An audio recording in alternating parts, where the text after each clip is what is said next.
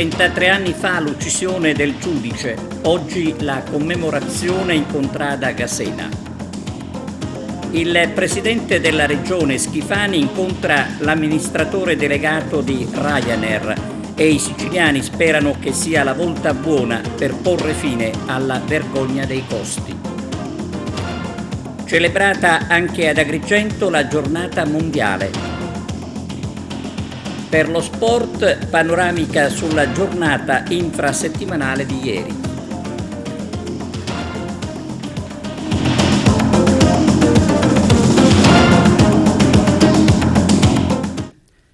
Benvenuti su TVA Notizie. 33 anni fa veniva ucciso dalla mafia Rosario Livatino, oggi beato, definito il giudice ragazzino ma anche martire della giustizia. Il servizio di apertura di Margherita Trupiano. 33 anni fa la mafia uccideva oggi Rosario Livatino, il primo giudice beato nella storia della Chiesa italiana. Rosario Livatino, integerrimo, definito il giudice ragazzino la cui vita e storia per esempio di grandi doti morali e coraggio è stata ripresa in vari film, fu ucciso il 21 settembre del 90 sul viadotto Gasena lungo la statale 640 Agrigento-Caltanissetta, mentre alla guida della propria Ford Fiesta color amaranto si recava in tribunale. Livatino cercò di mettersi in salvo finendo nella scarpata, ma i killer lo trovarono. Perché? Cosa ho fatto? Disse il giudice, ma il suo assassino Gaetano Puzzangaro non rispose e sparò. Oggi proprio in quel luogo si trova una stele.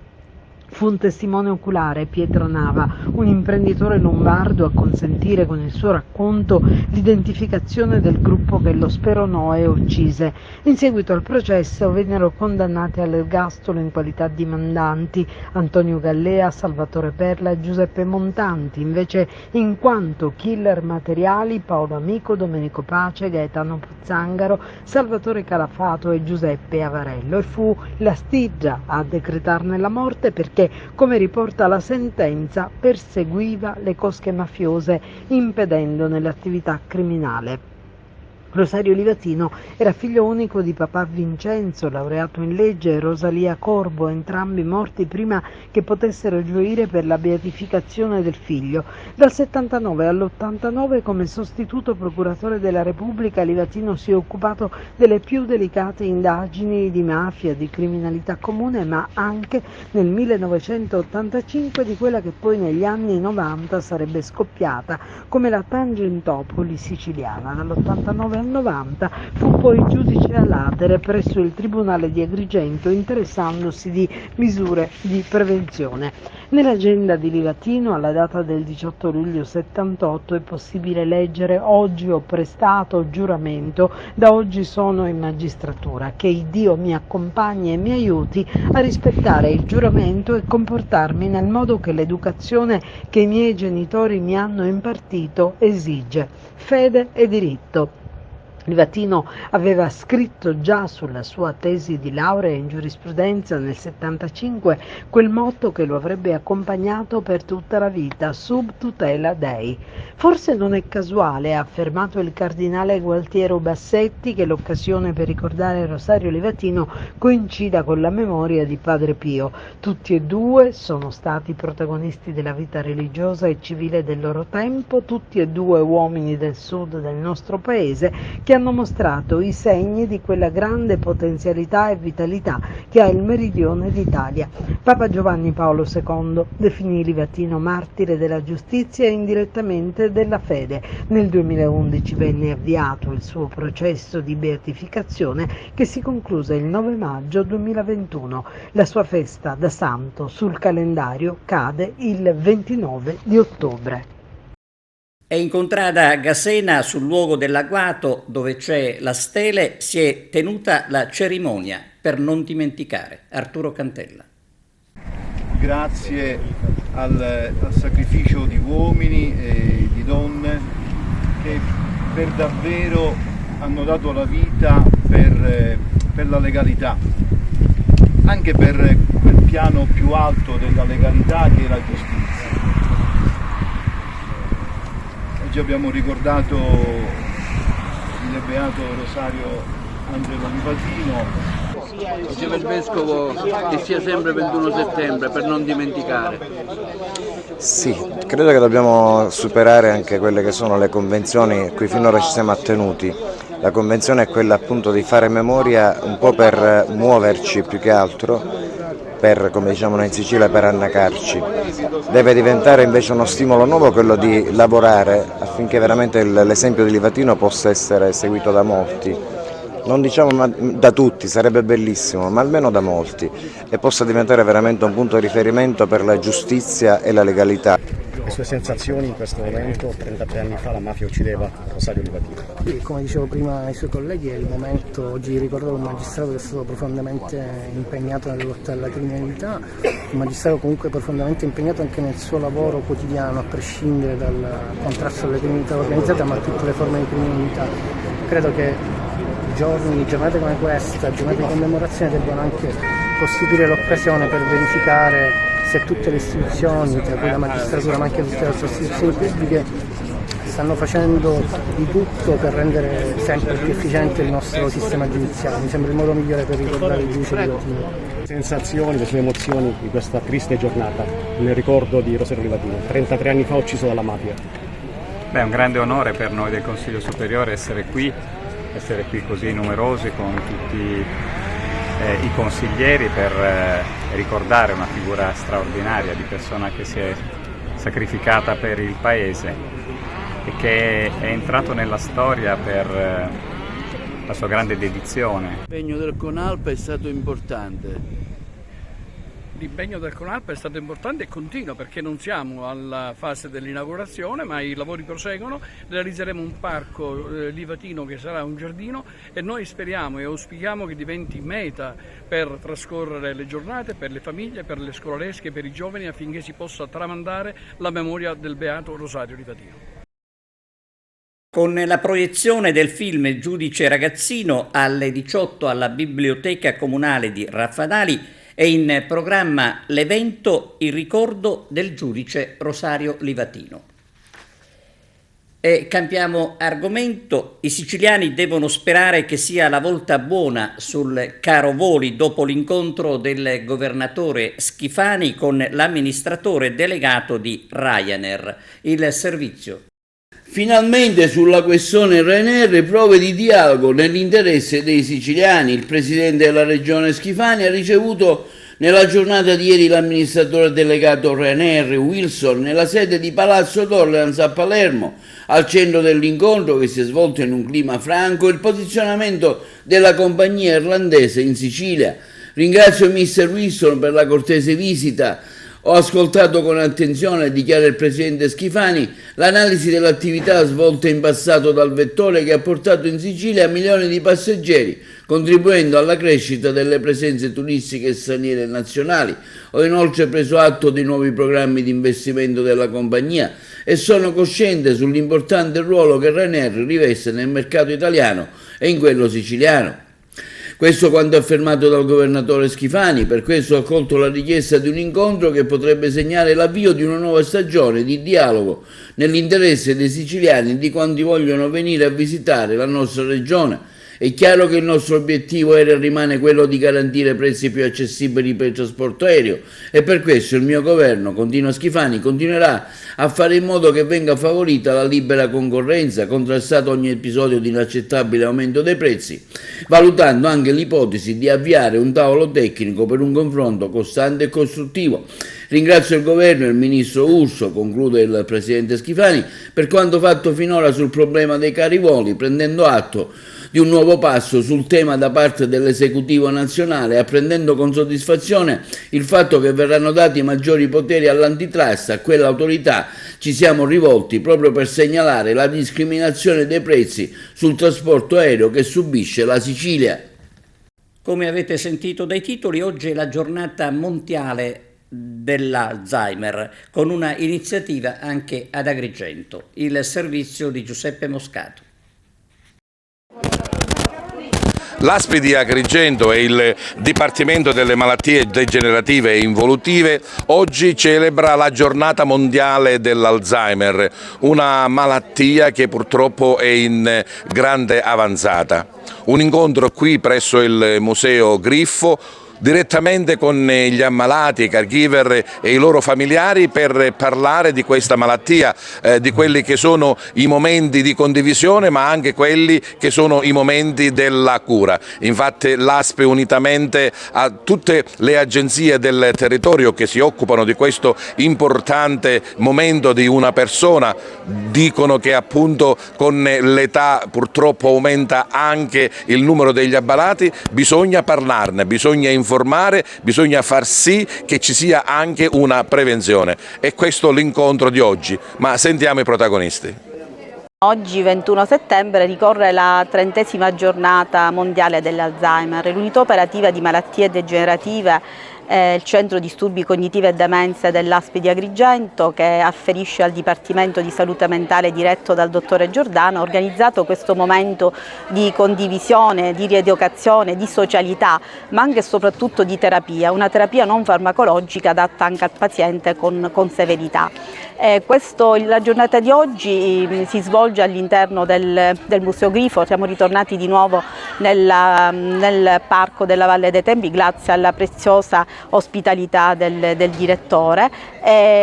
Si visiterà l'interno delle sale espositive del museo e si prosegue poi con la visita del teatro antico neoritrovato. È una giornata per noi davvero forte di sensibilizzazione, perché il nostro slogan è proprio uniti per non sentirci soli, non far sentire soli i pazienti e i loro familiari, accompagnarli in questo percorso. I pazienti sono presenti a questo incontro, perché è importante per loro?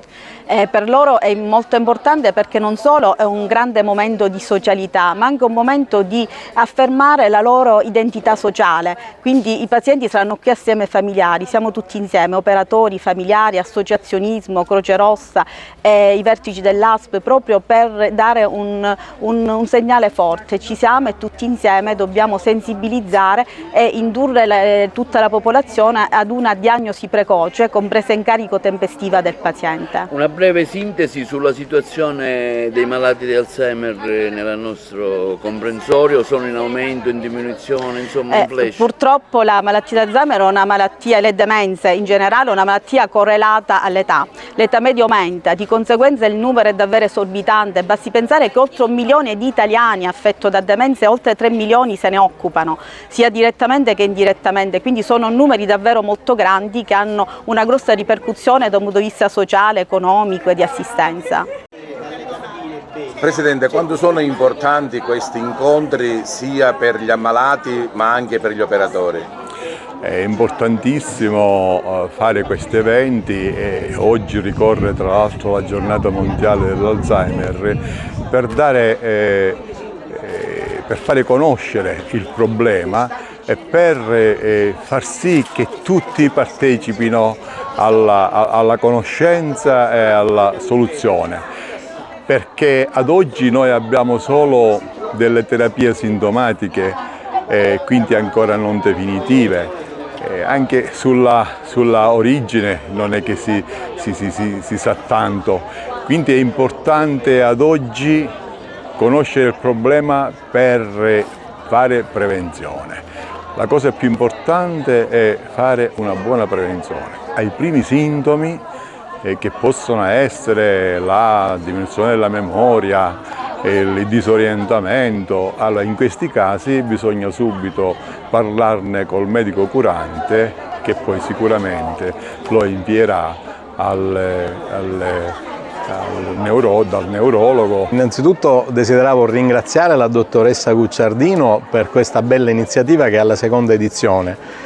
Riflettevo sul fatto che questa denominazione passeggiata dei ricordi non è a caso, perché si punta a stimolare il ricordo attraverso i canali sensoriali in questo caso, quindi il canale sensoriale che si attiva con la frequentazione di luoghi antichi, familiari, che risvegliano memorie antiche connesse alla storia della persona, anche perché l'ottica è quella sempre di spostare sempre di più l'obiettivo dalla malattia alla persona. Ricordiamo che le demenze, l'Alzheimer soprattutto, è una delle principali cause di disabilità nell'anziano, è tra le principali cause di morte, con un impatto fortissimo ovviamente sulla famiglia e sulla sanità pubblica.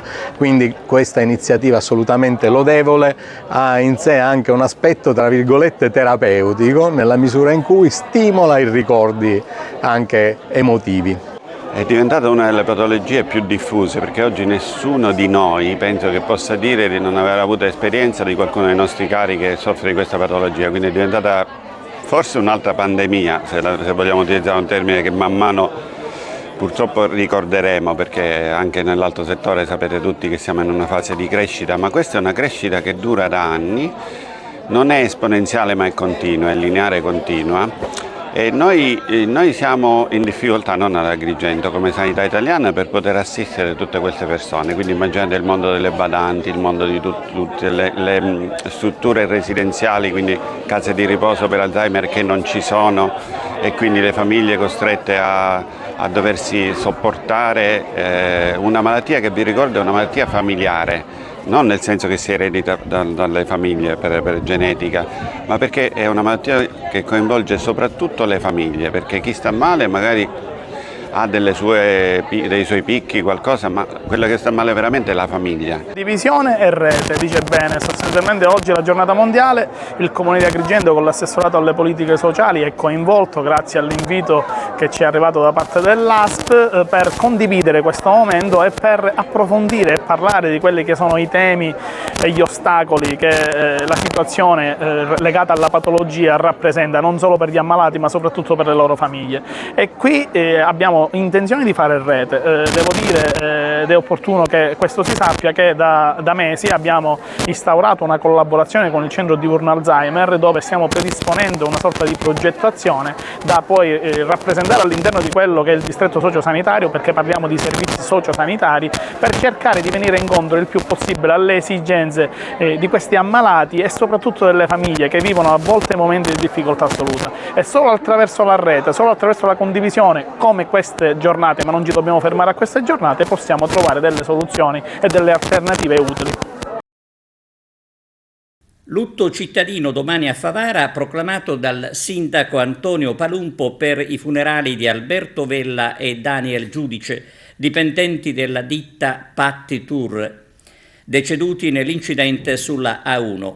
I funerali dei due giovani verranno celebrati alle 16 presso la Chiesa Madre di Favara.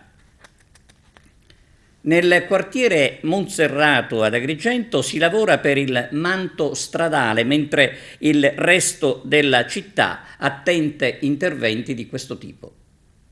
Dopo anni di attesa si interviene nel quartiere di Monserrato per sistemare il manto stradale delle vie che conducono alla chiesa di San Lorenzo, con un intervento di manutenzione straordinaria nella via Vicolo Punta Bianca e il ripristino dello stato di usura della via Lorenzo Combatti. Anche se in ritardo, afferma l'assessore Gerlando Principato, stiamo rispondendo a quanto richiestoci dagli abitanti del quartiere.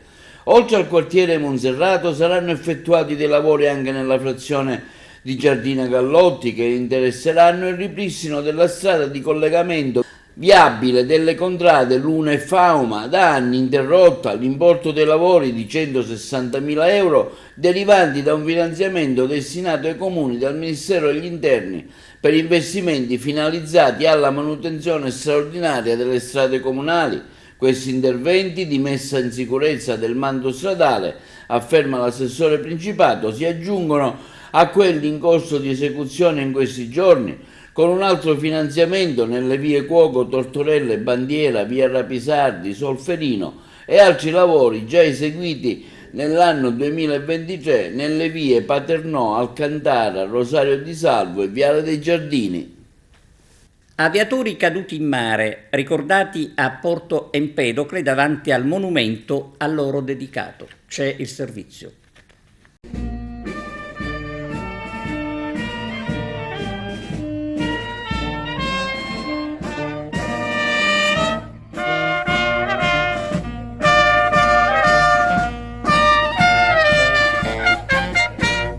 un momento, si ricorda oggi quello che successe tanti anni fa qui a Torrente Spinola, una tragedia dove persero la vita purtroppo degli aviatori. Sì, oggi ricorre esattamente un anno dal momento in cui abbiamo voluto dedicare questo monumento ai due aviatori e Cornacchia, perché ritenevamo doveroso, avevamo detto il 21 settembre del 2022 che questo non era semplicemente l'inaugurazione di un monumento per una celebrazione così sporadica, ma che avremmo ricordato anche negli anni successivi il sacrificio dei due aviatori che, per evitare di cadere sul centro abitato, hanno preferito spostare l'aereo e quindi atterrare in mare. Hanno perso la vita in quel momento tragico. Oggi è doveroso da parte nostra ricordare quel 21 di settembre, data in cui abbiamo inaugurato questo monumento. Quindi abbiamo voluto invitare le autorità, il 41esimo stormo al quale appartenevano, in modo tale da ricordare con grande spirito che oggi, in modo particolare anche in funzione dei venti di guerra che ispirano nel cuore dell'Europa,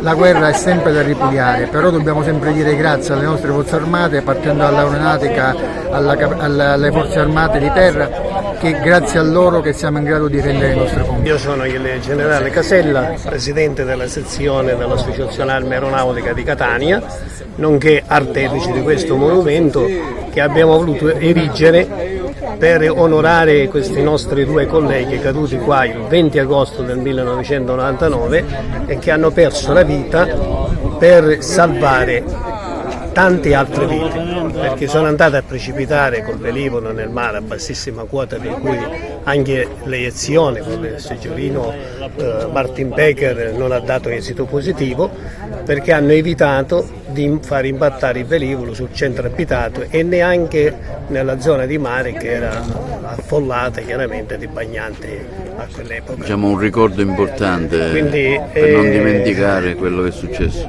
Noi come Aeronautica Militare, come Associazione Arma Aeronautica, ovviamente abbiamo voluto dare lustro a questi nostri due colleghi e nello stesso tempo a tutti quei colleghi che con sprezzo sinceramente della propria vita ogni giorno si proteggono per salvaguardare i nostri cieli e la nostra sicurezza. E ovviamente va anche un grazie all'amministrazione comunale e al sindaco Rogero Martello che ha voluto quest'anno essere partecipe, ha dimostrato veramente una grande sensibilità nei confronti di questi due ragazzi con questa manifestazione che ovviamente, per dire la verità, è stata proprio organizzata dal comune, quindi a spese proprie, e dalla Proloco, qui dalla dottoressa Mattera. Il grande caldo che ancora interessa la Sicilia purtroppo agevola altri incendi.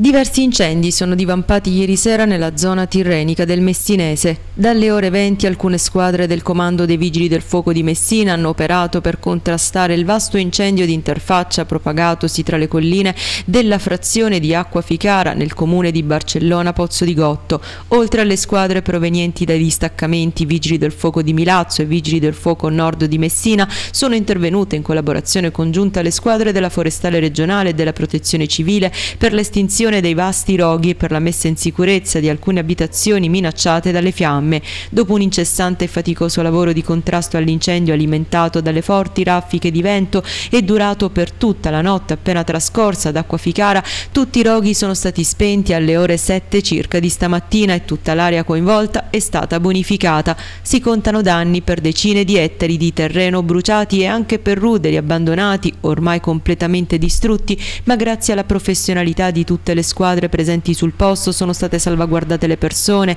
diversi beni e degli animali, come un maneggio con più di 100 cavalli adibito anche ad abitazione con all'interno una famiglia per la gestione dell'azienda. È stata inoltre salvata una pensione per cani.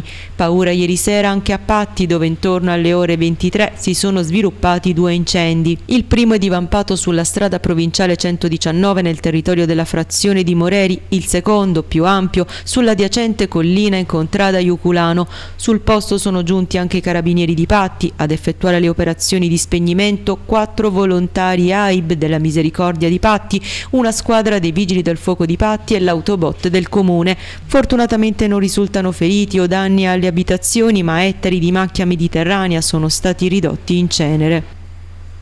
Problemi migranti sempre in primo piano, sperando che l'ONU recepisca gli appelli. Ancora sbarchi di migranti a Lampedusa, sono 75 le persone arrivate nella notte sull'isola, in 18 tra cui 2 minori sono riusciti ad approdare direttamente a terra. I carabinieri li hanno rintracciati a Cala Croce e ai soccorritori hanno detto di essere partiti da Zuara in Libia e di aver pagato per la traversata dai 2.500 dinari libici. Altri 57, anche loro in fuga dalla Libia, su un barchino in metallo di circa 8 metri, sono stati intercettati dagli uomini della Capitaneria di Porto. Arrivano da Sudan, Etiopia, Egitto, Bangladesh, Somalia ed Eritrea. Ieri, sulla più grande delle Pelagie, con 17 diversi sbarchi, erano approdate 513 persone, numeri decisamente più contenuti rispetto alla grande emergenza dei giorni scorsi. E intanto proseguono senza sosta trasferimenti dall'hotspot di Lampedusa, presenti anche 295 minori non accompagnati, dopo i 189 che ieri sera sono stati imbarcati sulla nave di linea diretta Porto Empedocle e i 569 che nella notte si sono lasciati alle spalle l'isola per raggiungere Reggio Calabria. Durante la giornata di oggi saranno 350 i migranti che barcheranno ai cancelli del centro di Contrada in Briacola con la nave Galaxy e giungeranno in serata a Porto Empedocle. Ma andiamo sul fronte Italia-Europa, a difesa delle nazioni, delle identità, delle patrie, l'uso della ragione e non della forza come chiavi per affrontare insieme le sfide di un'epoca complessa, tornando allo spirito dell'ONU, delle origini, non solo la guerra, ma soprattutto le migrazioni, un tema che coinvolge tutti e su cui l'ONU non può voltarsi dall'altra parte. E questo è l'appello che lancia la Presidente del Consiglio nel suo primo discorso al Palazzo di Vetro, che chiude la missione americana Agire insieme contro la nuova schiavitù, quella dei migranti illegali. Nei corridoi del Palazzo dell'ONU la Premier ha avuto occasione di parlare con il presidente ucraino, poi l'incontro con il segretario Antonio Guterres, cui chiede un maggiore coinvolgimento delle Nazioni Unite sui migranti, come farà davanti all'Assemblea Generale. Bisogna rifiutare le ipocrisie, dice, in tema di immigrazione che nel tempo hanno fatto arricchire a dismisura i trafficanti e combatterli con ogni mezzo per fermare l'emergenza da un lato, mentre dall'altro vanno affrontate le cause alla base della migrazione con l'obiettivo di garantire il primo dei diritti, che è il diritto a non dover emigrare. Bisogna coinvolgere le nazioni più povere che subiscono più di tutti il conflitto contro Kiev, con quella scelta di creare il caos nel quale si infiltrano i trafficanti di esseri umani. Con i paesi africani troppo a lungo sfruttati bisogna intervenire. Con i paesi africani troppo a lungo sfruttati bisogna invertire la rotta, insiste ancora Giorgia Meloni, abbandonare l'approccio predatorio, puntare su partnership alla pari, come vuole fare l'Italia che darà il buon esempio, rivendica ancora la Premier con il suo piano Mattei. Non bisogna dimenticare, dice in sintesi chiudendo il suo intervento, quello che proprio all'ONU aveva indicato Papa Giovanni Paolo II, cioè che l'attività politica nazionale e internazionale viene dall'uomo, si esercita attraverso l'uomo ed è per l'uomo.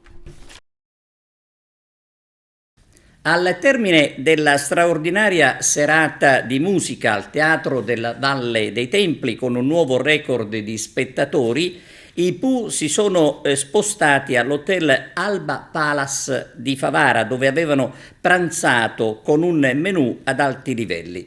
Come tutti gli altri che sono stati ospiti della location, i Pooh, prima di andare via, hanno avuto parole di apprezzamento sia per il titolare dell'hotel, Antonio Alba, che ha saputo creare a 2 passi dai templi un sito prestigioso ed accogliente, che per lo chef, che come sempre realizza piatti di alta cucina. L'Alba Palace è l'unico hotel di Favara a 4 stelle. Nella chiesa di San Nicola ad Agrigento, alla presenza dei parenti e di tanti amici, è stato celebrato il matrimonio di Annalisa Moscato, figlia del nostro collega Giuseppe. Ad Annalisa e al marito Francesco Maratta i nostri auguri di un felice futuro.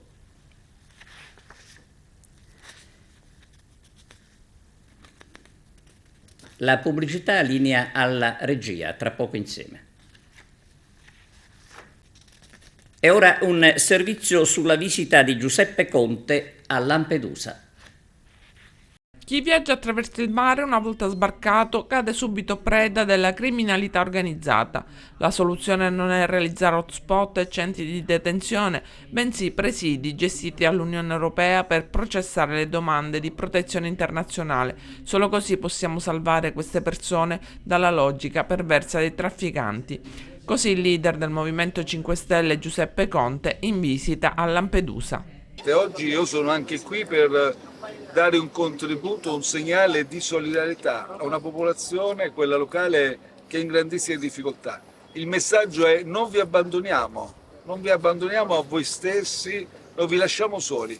E quindi oggi questa giornata ci serve per raccogliere le loro istanze, per essere aggiornati sulle loro angosce, preoccupazioni, difficoltà, disagi, e per contribuire con la nostra forza politica, col coraggio che non ci manca, con la determinazione, a rilanciare le loro legittime richieste e istanze. Un'isola al collasso, e addirittura mi hanno sorpreso questi numeri, perché capisco, ero consapevole che gli slogan elaborati da questo governo erano un bluff, però ecco, non pensavo che si arrivasse a questo disastro, a questo fallimento. Ma come prima cosa io direi che il governo dovrebbe, perché parliamo di un Presidente del Consiglio, il Presidente del Consiglio ha una responsabilità particolare, innanzitutto il dovere della trasparenza e della verità, quindi smettiamola con le bolle, con i bluff comunicativi. Ogni volta che c'è una pressione, ogni volta che c'è una situazione che rende inevitabile un passaggio del Presidente del Consiglio, diventa una passerella o un ennesimo bluff. L'abbiamo già visto, e dappertutto. Questo vale anche per la Romagna, vale per Cutro, vale per Lampedusa da ultimo. Però quali sono? Ogni volta è un nuovo decreto, un decreto che non contiene nessuna soluzione. Qui bisogna rimboccarsi le maniche, lavorare nei paesi africani, ma non come si è fatto in Tunisia.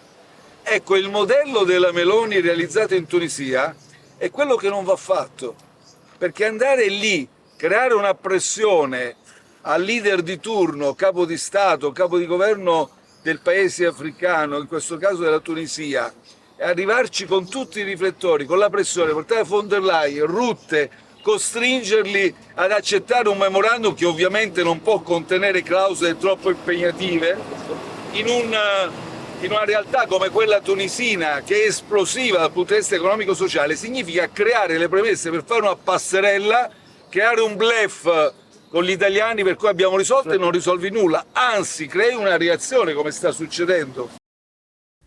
Siamo allo sport, parliamo di calcio con Carmelo Lentini. L'Akragas sfata l'Esseneto con una rete del giovane Di Mauro, arrivata nel momento più importante della gara. Gli ospiti di Facciolo infatti hanno affrontato a viso aperto gli esperti avversari di casa, riuscendo, specie nel primo tempo, ad imbrigliare le strategie del tecnico di casa Marco Coppa, privo di diversi giocatori titolari, ed a ripartire in velocità mettendo in crisi la retroguardia biancazzurra. Sembrava per certi versi di rivedere lo stesso copione visto tra l'altro con il Licata 8 giorni prima, e non sono certo mancati i mugugni del pubblico presente della curva e della tribuna per l'atteggiamento passivo della propria squadra. Dopo i primi 10 minuti, portati avanti con discreta velocità e possesso palla dalla compagine dei Tebili, ecco infatti venire fuori Sant'Agata, che all'11° sfiora il vantaggio con Aquino, il cui diagonale sfiora il palo del portiere sorrentino. Al 14° sempre la squadra ospite tenta pericolosamente la via della rete con un'altra botta a rientrare di Squillace. L'Akragas sembra in bambola e al 15° soffre e con Aquino fionda ancora in rete, ma è bravo questa volta il portiere sorrentino a deviare. Ancora lo stesso Aquino mette alla prova le coronare dei tifosi di casa con un'altra botta ben neutralizzata dall'ottimo guardiapale di casa. Secondo tempo che si propone con il Città di Sant'Agata sempre propositivo, ma sterile nel momento delle conclusioni a rete. È tempo delle sostituzioni, entrano Mannina e Marrale per l'Akragas e nella zona di centrocampo il gioco si fa finalmente omogeneo e veloce, mentre si avverte un certo calo fisico da parte degli ospiti. È proprio al 70° a conclusione di un batti-ribatti ai limiti dell'area del Sant'Agata che nasce il gol partita del giovane Di Mauro, il quale riceve un passaggio corto e con un forte diagonale infila il portiere Iovino. Cambia l'umore da parte akragantina, che adesso gioca in scioltezza, e al 76° colpisce la traversa piena con Lama, con un tiro forte e teso da circa 30 metri. Si tratta della seconda vittoria di fila per l'Akragas, che adesso deve concentrarsi alla prossima sfida esterna di domenica contro il Ragusa. Secondo me la Sant'Agata al primo tempo ha giocato meglio di noi, ha avuto anche probabilmente qualche occasione perché è andata anche a concludere verso il nostro specchio della porta. Nel secondo tempo noi siamo usciti, ci siamo sistemati anche da un punto di vista tattico, abbiamo cambiato, ci siamo messi a 2 in mezzo al campo, ci siamo messi con gli esterni un po' più alti e abbiamo sistemato un po' la situazione.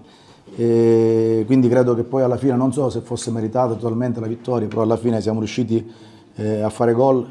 L'importante credo che sia portare 3 punti a casa ancora una volta. Basta, per cui hai detto tutto tu, no? La mia attenzione è una attenzione personale assolutamente mia, che riguarda soltanto me, non riguarda nessun altro. Non vorrei rispondere a questa domanda perché sembrerebbe crearmi un alibi, però so benissimo io e la società che noi siamo in emergenza da più di una partita, non siamo al completo. Nonostante questo credo che questa sia la vittoria del gruppo, sia quella di domenica a Palmi che quella di oggi. Credo che sia la vittoria di un grandissimo gruppo, di un grande attaccamento. E oggi mi permetto di dire anche alla mia persona, perché mi hanno fatto un regalo, i ragazzi sono venuti tutti ad abbracciarmi in panchina e per me questo è un segno di grande orgoglio, di grande commozione e di emozione, perché loro sanno in questo momento noi come stiamo lavorando, in quale situazione di emergenza, e nonostante questo però soffriamo, perché le partite purtroppo le dobbiamo giocare soffrendo ed è inevitabile per quelli che siamo, però alla fine le portiamo a casa. Si vede che c'è carenza. Abbiamo già discusso con la società, purtroppo noi abbiamo avuto alcuni giocatori che non fanno più parte della rosa e stiamo cercando di rimediare, quindi questo è un argomento che già è stato affrontato insieme al direttore, all'area tecnica, e quindi stiamo cercando di sistemare la squadra nel migliore dei modi. Però io credo che queste vittorie come quella di domenica credo che abbiano un valore triplo, perché arrivano con una sofferenza, io dico, se mi permettete, inevitabile, e poi ci sono anche gli avversari, e se gli avversari sono bravi, e il Sant'Agata al primo tempo è stato molto bravo, se nel secondo tempo noi usciamo ed usciamo in quella maniera, grazie anche al fatto che probabilmente qualcuno ha letto anche la partita e l'ha letta bene, ha fatto alcune situazioni, io dico che è giusto prendersi dei meriti e i meriti nei momenti in cui è giusto che ci siano. L'Akragas ha fatto un tiro in porta e ha fatto un gol, permettetemi. Noi il primo tempo abbiamo provato a giocare, abbiamo creato, io credo, 3 palle gol nitide, non siamo riusciti a far gol. Questo fa parte del calcio, poi è chiaro che nel secondo tempo magari quando hai speso tanto perdi un po' di misure, ti allunghi un pochino e su una palla lunga nella ripartenza abbiamo subito l'1-0 e poi con una squadra così giovane fai fatica perché c'è sfiducia, magari perdi un po' di certezze, non giochi più e ti sembra che quella palla lunga possa essere la panacea dei problemi e invece non è così, insomma. Vorrei partire un po' da lontano. Noi domenica scorsa siamo usciti veramente malconci dalla partita di Gioia, con Eceveria e Petrucci che li abbiamo persi. Oggi Giama è sceso in campo per la sua grande voglia di aiutare il gruppo, ma non era da schierare, lo abbiamo proprio rischiato. Vi dico questo perché noi viviamo la settimana, il mister si è dovuto inventare un centrocampo. Abbiamo visto l'esordio di Scozzari, il ragazzo ha fatto bene, in un ruolo non suo, che ha fatto all'interno di centrocampo. In un'intervista, una delle prime interviste avevo detto che la Serie D è un campionato totalmente diverso di quello dell'eccellenza, perché le partite sono queste. Viene il Sant'Agata che 3 giorni prima prende 4 gol, poi dimostra qua di essere una squadra veramente organizzata. Il primo tempo siamo andati in difficoltà, però di positivo c'è che la squadra ha saputo soffrire, rientrare negli spogliatoi sullo 0-0. Penso che nel secondo tempo il Sant'Agata non ci abbia mai tirato in porta. Sapevamo che sarebbe stata una partita dura e c'è da dire che noi abbiamo anche qualche elemento non disponibile, quindi c'era qualche ragazzo che magari poteva essere anche fuori ruolo, ma con tutto ciò abbiamo dato il massimo. Sapevamo che dovevamo soffrire, l'abbiamo fatto con intelligenza.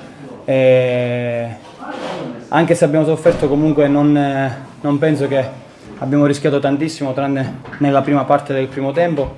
Poi ci siamo messi meglio e abbiamo saputo sfruttare le occasioni che abbiamo creato. Dopo il terzo turno di campionato c'è una sola capolista a punteggio pieno. Si tratta della Vibonese al suo terzo successo consecutivo, ma con il Trapani che deve recuperare una gara. Alle spalle della compagine calabra infatti ci sono 2 siciliane con 7 punti, Siracusa e Licata, mentre a 6 c'è un terzetto che vede Acragas e appunto il Trapani e il Reale Casalnuovo. Poi a 5 c'è il Canicattì e quindi a 4 Virtus Igea e San Luca. Ben 6 le squadre invece che si trovano con 3 punti, Ragusa, Locri, Portici, Sant'Agata, Lamezia e Acireale. Restano senza punti San Cataldese, Gioiese, Castrovillari e la Fenice Amaranto. Ma vediamo quali sono stati i risultati di questo turno. Acragas Sant'Agata 1-0, Canicattì Licata 1-1, Castrovillari Trapani 0-5, Virtus San Luca 0-0, Locri Portici 0-2, Real Casalnuovo 3-1, San Cataldese 1, Siracusa 6, Vibonese batte Ragusa 2-0, mentre la Fenice Amaranto Lamezia è stata rinviata. Ha riposato l'Acireale. È stato anche un mercoledì di Coppa Italia nel campionato di eccellenza Girone A e con l'Unitas Sciacca che ha superato in zona Cesarini il forte Pro Favara grazie a Concialdi. Una gara molto combattuta che vedeva la compagine ospite andare in vantaggio con Retucci. Poi arriva il pari di Iraci, cui segue il gol vittoria di Concialdi. Questi i risultati dell'andata degli ottavi di Coppa Italia Eccellenza Girone A. Adesso le gare di ritorno si giocheranno il 4 ottobre a campi invertiti, ma vediamo innanzitutto i risultati.